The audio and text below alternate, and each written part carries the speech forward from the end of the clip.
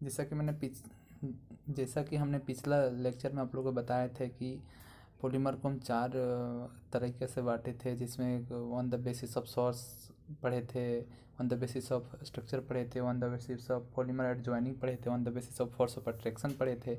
अब देखिए कि हम यहाँ पे पहला on the basis of source के आधार पे हमने पॉलीमर को कितने भाग में बांटे हैं? दो भागों में। पहला नेचुरल पॉलीमर, दूसरा सेमी सिंथेटिक पॉलीमर। पहला कौन सा? Natural polymer. पहला कौन सा? नेचुरल पॉलीमर, ठीक है। और दूसरा सेमी सिंथेटिक पॉलीमर, ठीक है। दूसरा सेमी सिंथेटिक पॉलीमर, ठीक है। और तीसरा कौन सा? सिंथेटिक पॉलीमर, जो नीचे दिख नहीं रहा है, ठीक, लेकिन दिख जाएगा। और यानी कि सोर्स के आधार पर तीन। अब नेचुरल पॉलीमर किसे कहेंगे?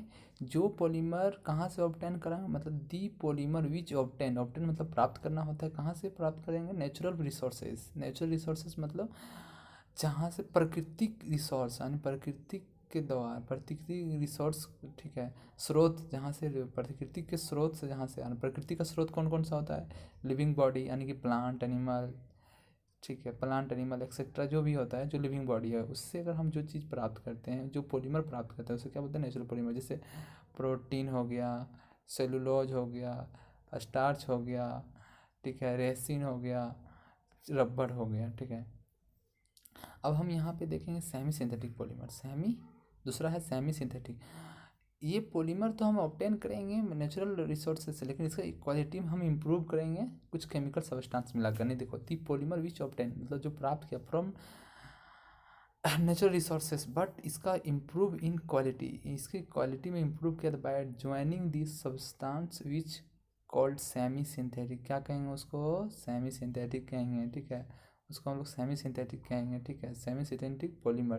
जैसे सेलुलोज, एसीटेट, जिसको रेयन बोलते हैं, याद रखना, इसका नाम पूछा हुआ है। रेयन का क्या नाम होता है? सेलुलोज एसीटेट, सेलुलोज नाइट्रेट, याद रखना। वल्कनाइज रबड़ में सल्फर को डाल के उसका इम्प्रूव किया जाता है, क्योंकि वल्कनाइज रबड़ में सल्फर डाला जाता है और उसकी क्वालिटी में इम्प्रूव किया जाता है, ठीक है। यानी कि ये सब चीज़ें जिसमें हो, ठीक है। क्या क्या समझ में आया कि सब दो चीज़ें अभी पढ़े, नेचुरल पॉलीमर और सिंथेटिक पॉलीमर, ठीक है। आगे देखते हैं, जहाँ तक है नेचुरल और सिंथेटिक पॉलीमर। आगे आएगा आपका, ठीक है, आगे आएगा।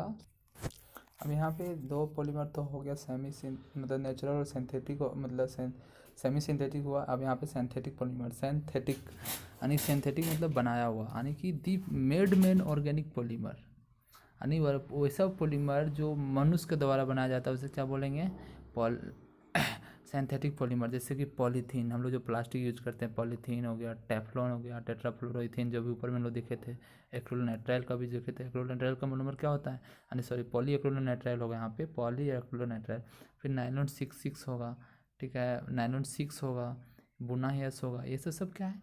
ये मनुष्य के द्वारा निर्मित पॉलीमर है, इसलिए इसको सिंथेटिक पॉलीमर कहते हैं। अब देखो, classification on the basis of structure polymer, यानी कि classification on the basis of structural polymer, ठीक है। स्ट्रक्चर पॉलीमर के बेसिस से हम इसको बांटेंगे, ठीक है। स्ट्रक्चर पॉलीमर के बेसिस से हम इसको बांटेंगे। अब देखो, अब हम वहाँ पे दो तो सोर्स के आधार पे वो देखे थे। अब देखेंगे classification on the basis of structure के आधार पे।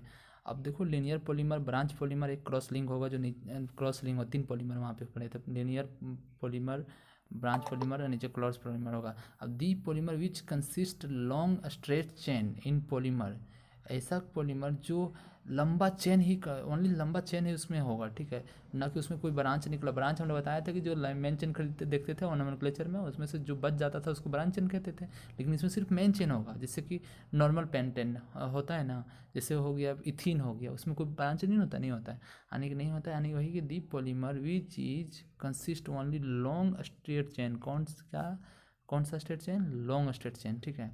अब इस लॉन्ग स्ट्रेट चेन का, ठीक है, तब इस टाइप के पॉलीमर को क्या बोलेंगे? लीनियर पॉलीमर, ठीक है। अब देखो, हाई डेंसिटी पॉलीमर इसका एग्जांपल है, और पॉलीविनाइल क्लोराइड का एग्जांपल। हाई डेंसिटी पॉलीमर का दूसरा शॉर्ट नाम है HDP, ठीक है, और लो डेंसिटी पॉलीमर का, सॉरी, पॉलीविनाइल क्लोराइड का शॉर्ट फॉर्म है PVC, ठीक है, यानी पॉलीविनाइल क्लोराइड, ठीक है। अब यहाँ पे देखते हैं branch chain polymer. The polymer which consist linear as well as branch, यानी कि ब्रांच मतलब समझ लो कि लंबा चेन तो होता था, साथ ही साथ छोटे छोटे ब्रांच निकला हुआ, देखो फिगर में दिख रहा होगा कि छोटे छोटे ब्रांच निकला हुआ है, ये लॉन्ग स्ट्रेट चेन है, ठीक है, और साथ ही ब्रांच निकला हुआ, ठीक है। इसको क्या बोलेंगे कि ये पॉलीमर विच कंसिस्ट मतलब धारण करता है क्या, linear as well as structure polymer is called low density polymer, उसे क्या बोलेंगे, लो डेंसिटी पॉलीमर। इसका याद रखना है, शॉर्ट फॉर्म एलडीपी होता है इसका, तीन यहाँ पे शॉर्ट फॉर्म है, एचडीपी मतलब हाई डेंसिटी पॉलीमर, पीवीसी मतलब पॉलीविनाइल क्लोराइड, और एलडीपी मतलब लो डेंसिटी पॉलीमर, ठीक है। और आगे लो डेंसिटी, अब देखो स्ट्रक्चर में यहाँ दिख रहा होगा आपको, ठीक है, कि लंबा चेन है, अब यहाँ देखो कि यहाँ पे आपको लंबा चेन दिख रहा होगा, लंबा चेन में छोटा छोटा पूछ निकला हुआ है, ठीक है, वो पूछ नहीं है वो ब्रांच है, ठीक है, वो पूछ नहीं है वो ब्रांच है, ठीक है, यानी कि लंबा चेन के साथ थोड़ा सा पूछ भी निकला हुआ, यानी थोड़ा सा ब्रांच भी निकला हुआ, उसे क्या बोलेंगे, branch chain polymer. Cross link polymer, cross link polymer की the polymer which is have cross link structure, यानी कि लीनियर चेन होगा लेकिन उसका जो कुछ भाग जो होता है तो दूसरे लीनियर चेन से अटैच होगा, देखो फिगर में दिख रहा होगा क्रॉस लिंक लिखा हुआ है, उसका एग्जांपल बेकेलाइट, मेलामाइन, ये सब एग्जांपल है कि the polymer which have cross link structure between two long chain polymer, two long chain के बीच एक क्रॉस लिंक होगा, उसे क्या कहेंगे, क्रॉस लिंक पॉलीमर या तो फिर नेटवर्क पॉलीमर, ठीक है, क्रॉस लिंक पॉलीमर या तो फिर नेटवर्क पॉलीमर, ठीक है। यानी अब देखो यहाँ पे तीसरा, दो तो बेसिस पे हो गया, अब तीसरा on the basis of adjoining, on the basis of adjoining of monomer, on the basis of adjoining of monomer, monomer को मतलब ज्वाइनिंग में पहला होमोपोलीमर पढ़ेंगे और दूसरा कोपोलीमर, होमोपोलीमर और कोपोलीमर। होमोपोलीमर किसे कहेंगे कि देखो होमोपोलीमर दीपोलीमर, होमोपोलीमर मतलब दीपोलीमर, ठीक है, homopolymer the polymer, the polymer which is form by polymerization, ठीक है, which is form by polymerization of, which is form by polymerization of, which is form by polymerization of, which is form by polymerization of, ठीक है, which is form by polymerization of क्या, single type of monomer, ठीक है, which is form by polymerization of single type of monomer is called homopolymer, ठीक है, उसको क्या बोलेंगे, होमोपोलीमर बोलेंगे, ठीक है। अब यहाँ पे यानी कि देखो यहाँ पे है इथीन, इधर बना पॉलीथीन, एक इथीन में तो देखो तो सिंगल एक इथीन है, इथीन में कोई दूसरा इथीन बोले तो सिंगल है, इसमें कोई अलग कंपाउंड नहीं जुड़ा हुआ है, सिर्फ कार्बन हाइड्रोजन का डबल बॉन्ड है, और उस एन मतलब हम वहाँ पे बताएं, एन मतलब लार्ज नंबर, एन मतलब क्या होगा, लार्ज नंबर, एन मतलब बता रहा है बहुत सारा, एन मतलब बहुत सारा, large number, N equal to large number, ठीक है, N equal to large number, यानी कि लार्ज नंबर समझ लो, लार्ज, ठीक है, लार्ज नंबर है, हमने वहाँ पे भी बोला n equal to large number, ठीक है, N equal to large number, ठीक है। अब यहाँ पे है दूसरा है टेट्राफ्लोरोइथीन, टेट्राफ्लोरोइथीन, टेट्राफ्लोरोइथीन का मोनोमर है, लेकिन उसको जब हम पोलिमराइजेशन करेंगे तो क्या बन जाएगा, टेफ्लॉन, टेफ्लॉन बोले तो पॉलीमर है, पॉलीमर है, यानी कि टेट्राफ्लोरोइथीन सिंगल टाइप ऑफ, जिस पॉलीमर को फॉर्मेशन में only single type of monomer का यूज होता है उसको होमोपोलीमर कहते हैं, और जिस पॉलीमर को फॉर्मेशन में मोर देन टू टाइप्स या टू टाइप्स का मोनोमर यूज होता है उसे कोपोलीमर कहते हैं, जैसे लिखा हुआ है कि the polymer which is form by two different type of monomer, homopolymer में सिंगल टाइप लेकिन इसमें two different type of monomer क्या कहलाएगा, कोपोलीमर, क्या कहलाएगा, कोपोलीमर कहलाएगा, ठीक है, क्या कहलाएगा, कोपोलीमर, ठीक है, यानी कि होमोपोलीमर में सिंगल टाइप का मोनोमर यूज होता है, कोपोलीमर में दो या दो से अधिक टाइप का।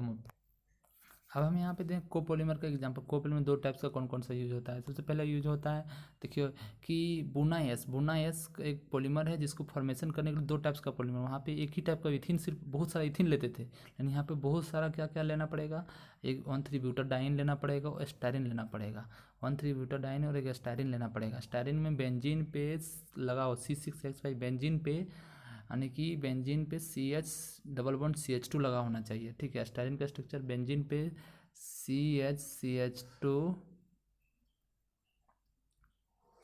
ठीक है, CH CH2 स्ट्रक्चर होना लगा होना चाहिए, ठीक है, CH CH2 स्ट्रक्चर लगा होना चाहिए वहाँ पे बेंजीन पे, ठीक है। अब वो जो स्ट्रक्चर है, ठीक है, अब यहाँ पे समझ लो कि यहाँ पे CH CH double bond CH2 होना चाहिए। यहाँ पे जो लिखा हुआ डबल बीच में बेंजीन होगा, ठीक है, बेंजीन में CH डबल बॉन्ड बना होगा, ठीक है। अब उसमें 1,3 ब्यूटाडाइन होगा और स्टाइरिन में CH2, यहाँ पे CH2 यहाँ पे जो लिखा हुआ है C6H5 तो बेंजीन का हो गया, यहाँ पे CH डबल बॉन्ड CH2 लगा होगा, ठीक है। यानी कि कोपोलीमर में मोर देन 2 पॉलीमर का उपयोग होता है। तो डिफरेंट, सेम नहीं, डिफरेंट, ठीक है, आधा होना चाहिए, ठीक है। आगे देखो यहाँ पे है कि ऑन द, अब बात है चौथा, on the basis of classification force of attraction के आधार पे। फोर्स ऑफ अट्रैक्शन पे मेनली 3 टाइप्स का बांटा जाता है सबसे पहले, लेकिन एक और एक्स्ट्रा आता है, जैसे कि यहाँ पे इलास्टोमेयर्स, फाइबर और थर्मोप्लास्टिक, ठीक है। लेकिन एक और आता है थर्मोसेटिंग प्लास्टिक, एक होता है थर्मोसेटिंग प्लास्टिक, एक होता है थर्मोसेटिंग प्लास्टिक, ठीक है। हम यहाँ पे देखेंगे मेनली 3 होता है, लेकिन थर्मोसेटिंग प्लास्टिक, ठीक है। जस्ट लाइक यहाँ पे समझ लीजिए कि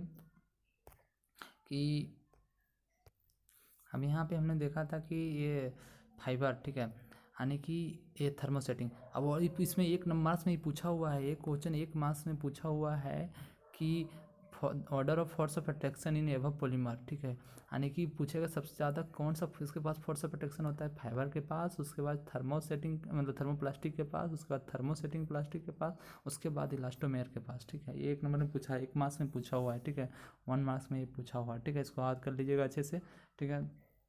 अब हम लोग यहाँ देखेंगे इसके बाद कि पहला देखेंगे इलास्टोमेयर्स, पहला क्या देखेंगे, इलास्टोमेयर्स, ठीक है। हम पहला देखेंगे इलास्टोमेयर। इलास्टोमेयर किसे कहते हैं कि दे यार रबर लाइक सॉलिड इलास्टिक, इसके पास rubber like solid elastic property होता है, ठीक है, यानी रबर जैसा, ठीक है। और इसका पॉलीमर जो ज्वाइंट थ्रू कौन सा, वीकेस्ट इंटरमोलिकुलर फर्स्ट, ध्यान देना, यहाँ पे एक ध्यान देने वाली बात है कि इसका जो पॉलीमर है सो किसके जो थ्रू ज्वाइंट होता है, वीकेस्ट इंटरमोलिकुलर फोर्स, ठीक है, वीकेस्ट इंटरमोलिकुलर फोर्स, ठीक है। यहाँ पे देखो, यहाँ पे लिखा हुआ है वीकेस्ट इंटरमोलिकुलर फोर्स, ठीक है, वीकेस्ट इंटरमोलिकुलर फोर्स है इट।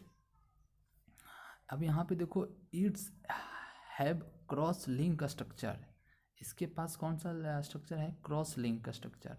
पहली बात है कि ये रबर लाइक होता है, दूसरा बात है कि ये थोड़ा वीकेस्ट जो ज्वाइंट रहता है किससे, वीक इंटरमोलिकुलर फोर्स से।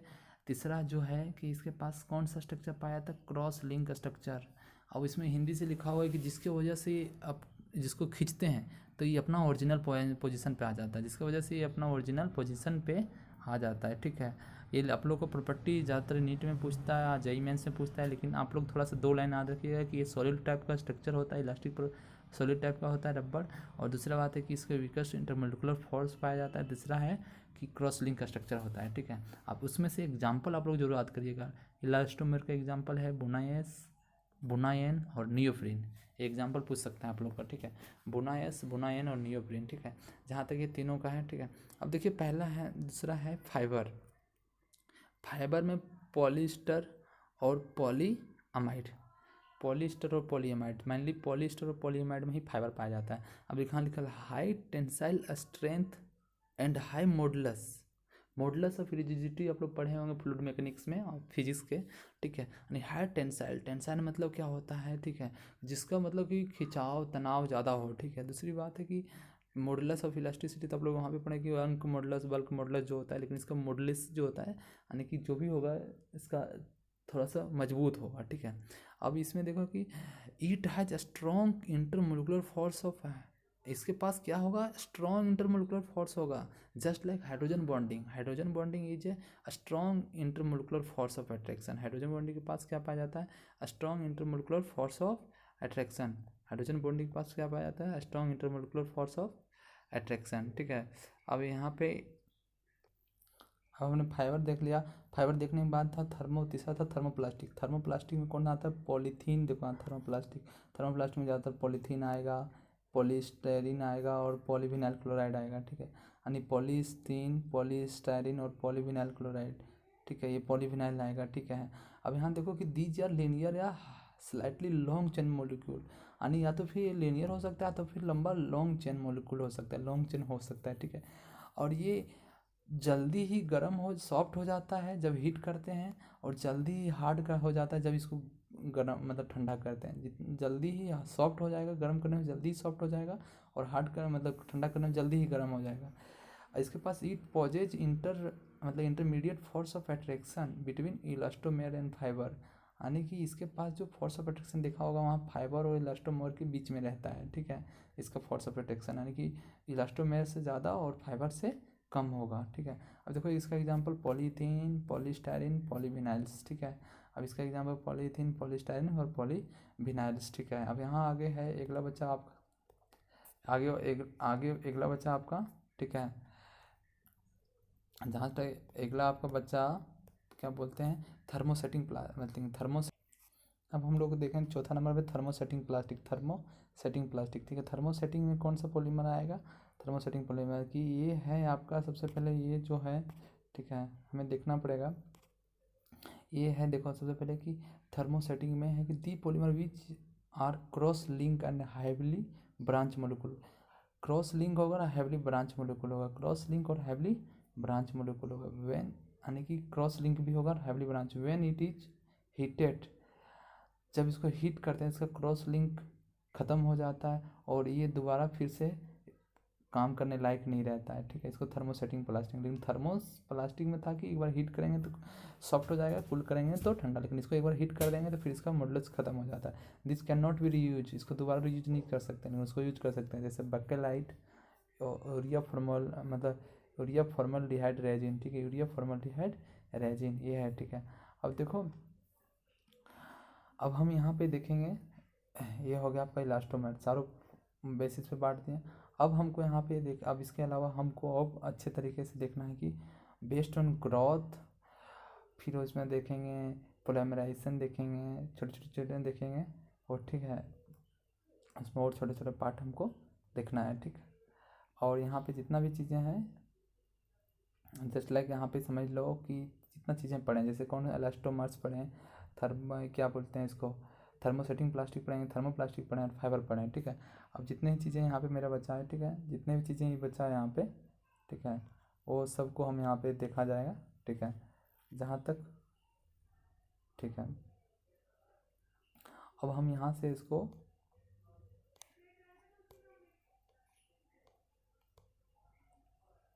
अब यहाँ